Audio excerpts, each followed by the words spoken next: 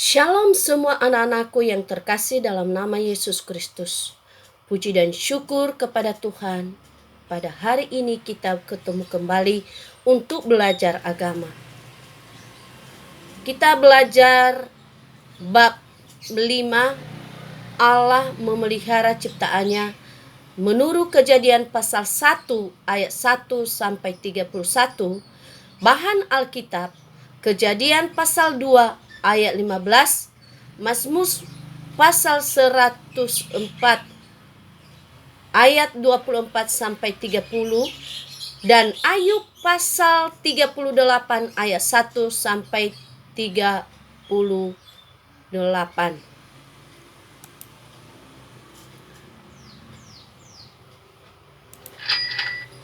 Kompetensi inti memahami dan menerapkan pengetahuan faktual, konseptual, dan prosedural berdasarkan rasa ingin tahunya tentang ilmu, pengetahuan, teknologi, seni budaya terkait fenomena dan kejadian tanpa mata.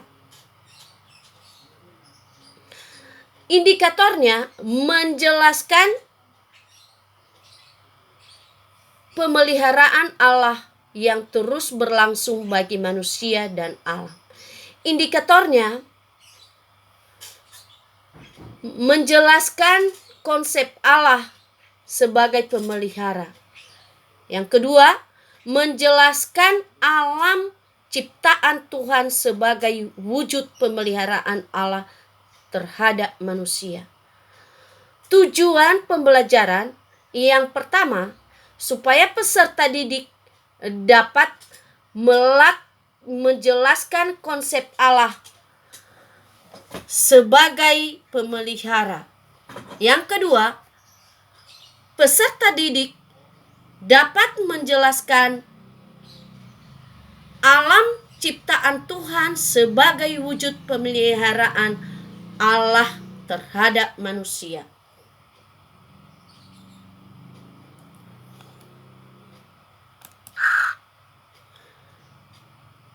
Pengantar pelajaran kita pada hari ini, sejarah manusia dan alam tidak terlepas dari campur tangan Allah. Ia menciptakan dan Ia memelihara, bahkan juga menyelamatkan. Setelah Tuhan Allah menciptakan langit dan bumi, menurut Kejadian pasal 1 ayat 1, Ia tidak meninggalkan dunia berjalan sendiri. Ia terus terlibat di dalam kehidupan umatnya dan tetap memelihara ciptaannya. Allah bukanlah seperti seorang ahli pembuat jarum yang membuat bumi, menjalankannya, dan kini membiarkan berjalan sendiri. Ia adalah Bapa penuh kasih yang senantiasa memelihara apa yang telah diciptakannya. Perhatian Allah yang terus-menerus atas ciptaan dan umatnya merupakan tindakan pemeliharaan Allah yang berlangsung sepanjang masa. Nah, kita bisa melihat di dalam Kejadian pasal 1 ayat 1 sampai 31. Tuhan bekerja selama 6 hari. Pada hari pertama Allah menciptakan terang. Pada hari kedua Allah menciptakan cakawalan. Pada hari ketiga Allah menciptakan tumbuh-tumbuhan. Pada hari keempat Allah menciptakan benda penerang seperti matahari, bulan, bintang. Dan pada hari keenam Allah menciptakan segala jenis binatang. Dan pada hari keenam Allah menciptakan manusia. Nah, anak-anakku yang terkasih dalam nama Yesus Kristus, yang menjadi tugas manusia adalah memelihara dan melestarikan. Menurut Kejadian pasal 2 ayat 15 sampai 20. Materi kita pada hari ini, Allah memelihara ciptaannya. Sejak semula ketika menciptakan alam semesta dan segala makhluk yang ada di dalamnya, Alkitab memberi kesaksian bahwa Allah melihat semuanya itu baik. Segalanya diciptakan untuk saling mengisi dan saling menopang. Ia menciptakan lautan, daratan, sungai, kemudian baru tumbuhan dan hewan yang hidup di tempat-tempat itu. Jadi, ia menyediakan wadah untuk bertumbuh. Barulah makhluknya. Ia juga memelihara semua yang diciptakannya. Ketika Adam dan Hawa jatuh ke dalam dosa, ia mencari dan menyelamatkan. Itulah kasih Tuhan.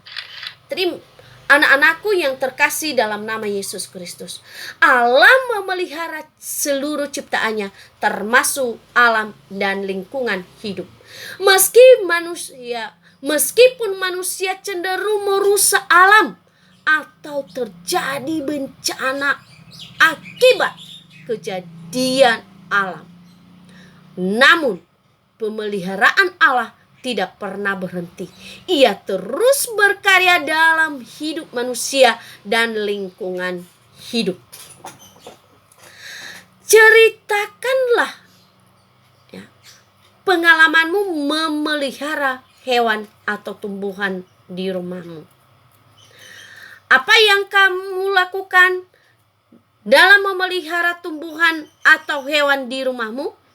Bagaimana kalau tanaman yang kamu pelihara mati atau hewan sakit ataupun mati?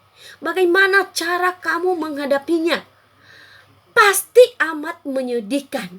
Jika kita sudah bersusah payah memelihara, merawat tumbuh-tumbuhan atau hewan yang kesukaan kita atau yang kita pelihara, pasti kita sedih.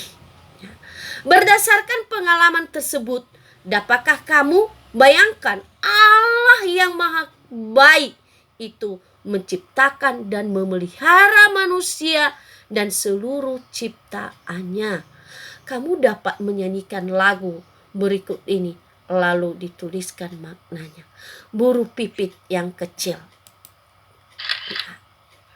Nah, ada beberapa bukti anak-anakku bagaimana Allah memelihara seluruh ciptaannya.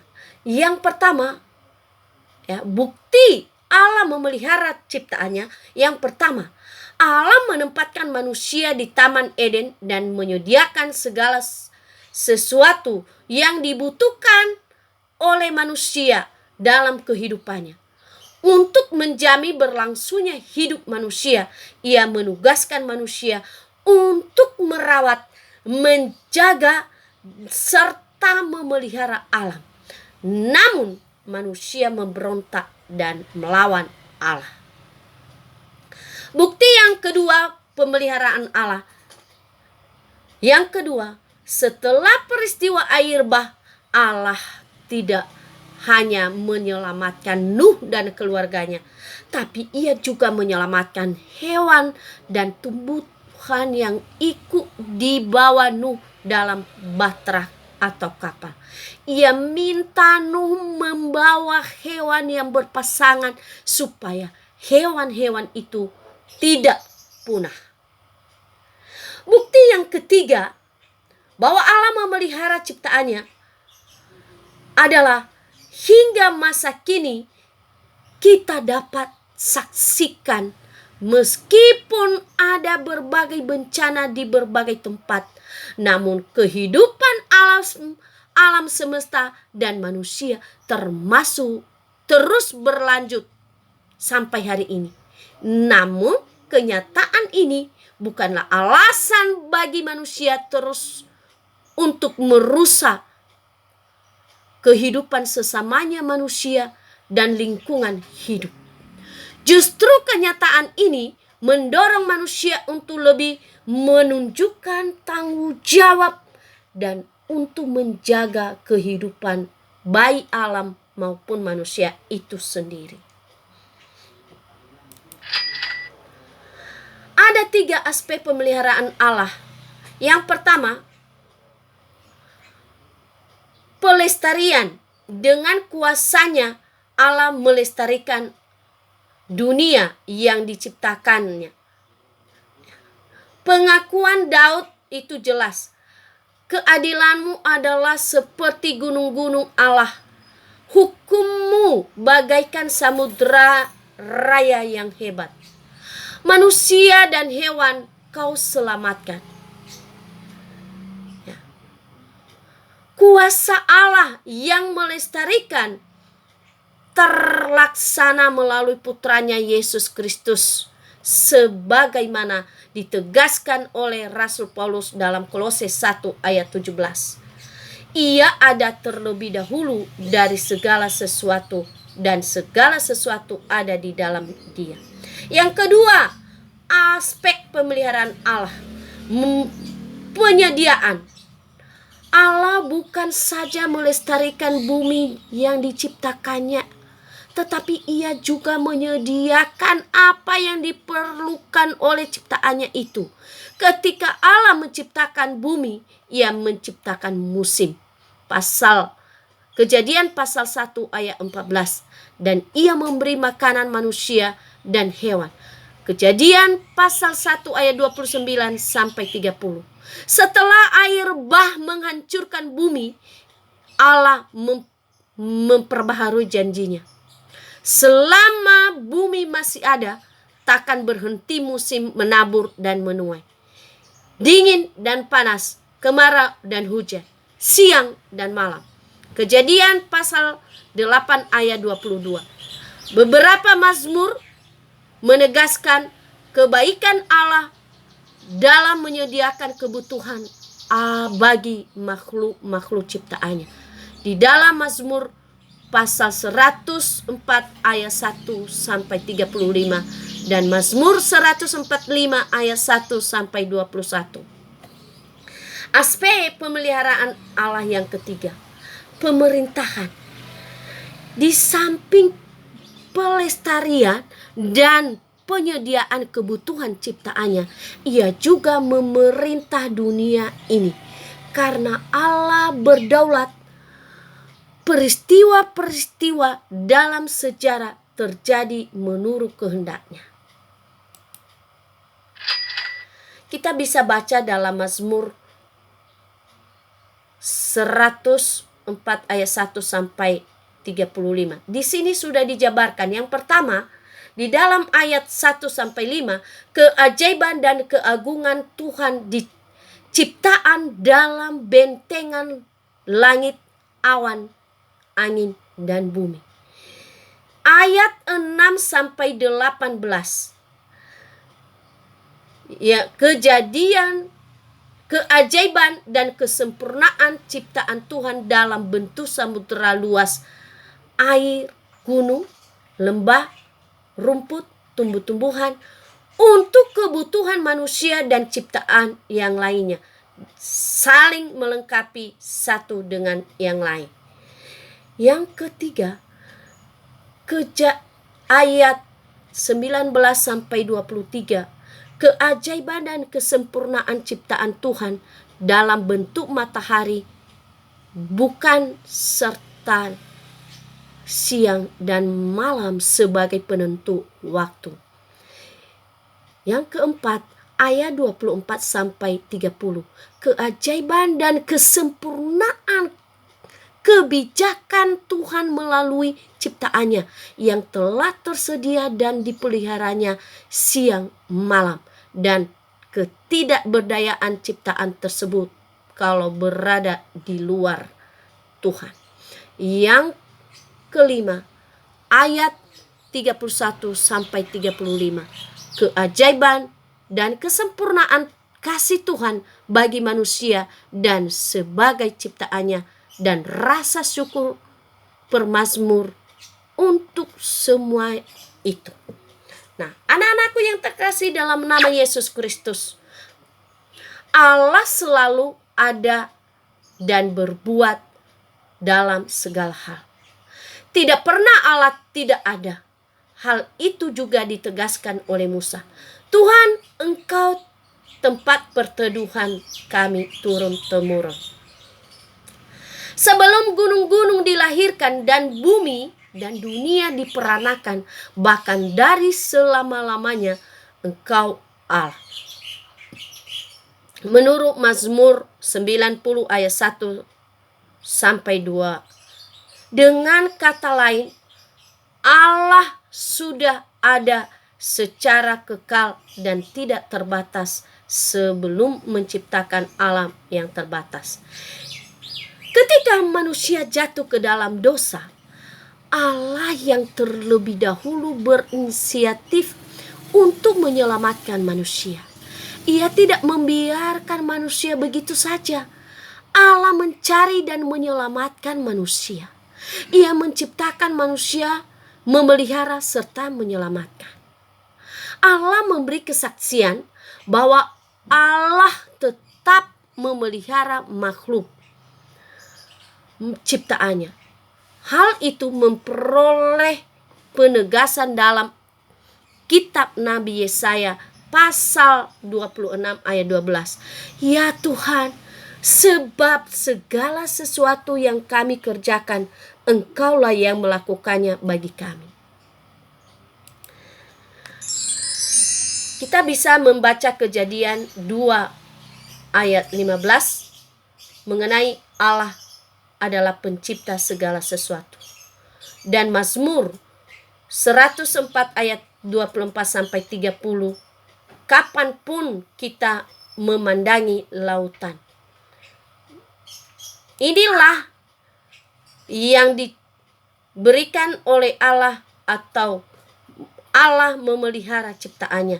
Ini adalah rangkuman atau kesimpulan pelajaran kita pada hari ini. Allah adalah pencipta dan pemelihara semua ciptaannya. Sejak kejatuhan manusia ke dalam dosa, keadaan manusia dan manusia tidak sama lagi. Manusia berdosa selalu ingin untuk memuaskan dirinya sendiri, mengeksploitasi alam demi kepentingan dirinya maupun kelompok. Pemeliharaan alam menjadi prioritas terakhir dan bukan yang utama. Bahkan dengan menggunakan ayat Alkitab bahwa manusia adalah makhluk mulia yang diberi tugas untuk mengolah bumi, seolah-olah manusia diberi hak untuk mengambil banyak dari alam tanpa memperhitungkan keberlangsungan alam dan kepentingan makhluk hidup yang ada di dalamnya. Bumi yang indah permai kini rusak dan porak-poranda. Banyak spesies tumbuhan dan hewan terancam punah karena habitat mereka dirusak maupun hancur. Meskipun demikian, alam dan manusia belum musnah karena Allah terus memelihara ciptaannya. Kasih dan pemeliharaan Allah jauh lebih besar dibandingkan dengan keserakahan dan kejahatan manusia yang merusak alam dan lingkungan hidup. Nah, ini tugas nanti anak-anakku sebagai tugas di rumah, ya. Perhatikan gambar lalu dikerjakan di rumah. Dan ini tugas kelompok kembali seperti yang sudah Ibu bagi kelompok. Silakan mengerjakan. Ya, ini kuis. Dan terima kasih pertemuan hari ini. Tuhan Yesus memberkati.